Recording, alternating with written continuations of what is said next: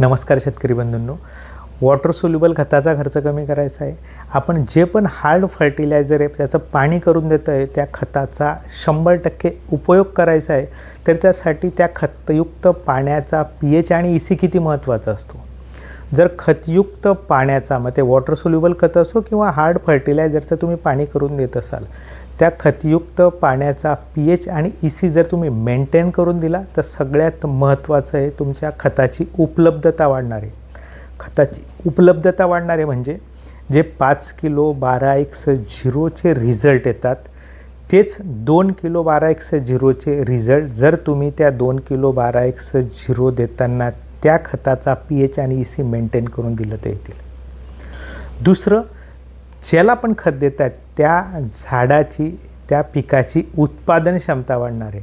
आणि सगळ्यात महत्त्वाचं शेतकरी बंधूंनो, तुमचा खर्च कमी होणार आहे, कारण कमी खतात कमी खर्चात उत्पादन येणार आहे.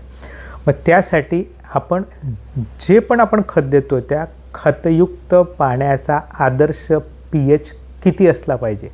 खतयुक्त पाण्यासाठी आदर्श पीएच हा 5.5 ते 6.5 असला पाहिजे. जर खतयुक्त पाण्याचा पीएच 7च्या वर गेला तर त्या खतयुक्त पाण्यातून झाडाला फॉस्फरस उपलब्ध होत नाही, झिंक उपलब्ध होत नाही आणि आयर्न उपलब्ध होत नाही. जर खतयुक्त पाण्याचा पीएच हा 5च्या खाली गेला तर मुळांवर ट्रेस येतो आणि तेच खतयुक्त पाण्याचा पीएच हा 4च्या खाली गेला तर मुळं जळायची समस्या असते. काही ठिकाणी ॲसिडचा वापर केल्यामुळे मुळं जळण्याची जी समस्या असते ती याच कारणामुळे उद्भवत असते.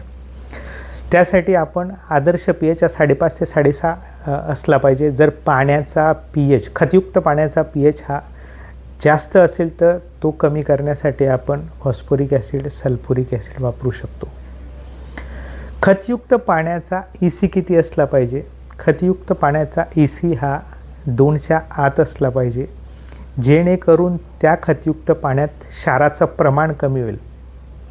त्यामुळे काय होईल, कुठलंही खत जे आपण देतो आहे त्या खतयुक्त पाण्याचा ईसी जास्त असेल तर ते खत झाडाला उपलब्ध होत नाही आणि त्यामुळे झाडाची मुळाची वाढ थांबते, झाडाचा अपटेक थांबतो आणि झाडामध्ये रिव्हर्स ऑस्मॉसिस सुरू होतं आणि झाडाला स्कॉर्चिंग वगैरे येऊ शकते. म्हणजे थोडक्यात आपल्या जेवणात जर मीठ जास्त झालं तर काय होईल, आपण जेवण करणार नाही. म्हणून जर खतयुक्त पाण्याचा ईसी जास्त असेल तर ते खत झाड घेऊ शकत नाही आणि तेच खत मुळाच्या कक्षेत तसंच पडून राहतं आणि ते झाडाला जमिनीला नुकसान करत असतं. मग त्या वाढलेल्या खतयुक्त पाण्याचा ईसी कमी करण्यासाठी आपल्याला सगळ्यात महत्त्व आहे खताचे डोस कमी करणं. जे 5 किलो 12x0 देतो आहे त्याऐवजी आपण 2 किलो 12x0 द्यायचे. खताचे डोस कमी करायचे. दुसरं, आपण पाणी वाढवायचं. म्हणजे थोडक्यात जर भाजी खारट झाली तर आपण काय करतो, पाणी वाढवत असतो. त्याप्रमाणे खतयुक्त पाण्याचा ईसी जास्त असेल तर आपण पाणी वाढवायचं आहे. आणि तिसरं, आपल्याला ऑर्गॅनिक कार्बोनिक तत्वाचा जर आपण वापर केला तर त्या खतयुक्त पाण्याचा ईसी हा कमी होत असतो.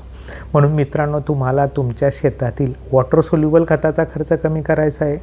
जे पण आपण हार्ड फर्टिलायझरचं पाणी करून देतो त्याची उपलब्धता वाढवायची तर त्यासाठी सगळ्यात महत्त्वाच्या 2 गोष्टी, एक आदर्श पीएच म्हणजे 5.5 ते 6.5. जास्त पीएच असेल तर आपण सायट्रिक ॲसिड घेणार आहे, फॉस्फोरिक ॲसिड घेणार आहे. आणि आदर्श ईसी, तो आदर्श ईसी 2च्या आत असला पाहिजे. ईसी जास्त असेल तर त्यासाठी आपल्याला डोसेस कमी करायचे, पाणी वाढवायचं आहे आणि तिसरं, कार्बोनिक तत्व ऑर्गॅनिक कार्बनचा जास्तीत जास्त वापर करायचा. मित्रांनो, तुम्हाला अशाच पद्धतीच्या जर शेतीतील खताचा खर्च कमी करून कमी खतात कमी खर्चात उत्पन्न घ्यायचं असेल तर फोन करू शकतात, मेसेज करू शकतात किंवा व्यक्तिगत स्वरूपात भेटू शकतात. ओके, धन्यवाद.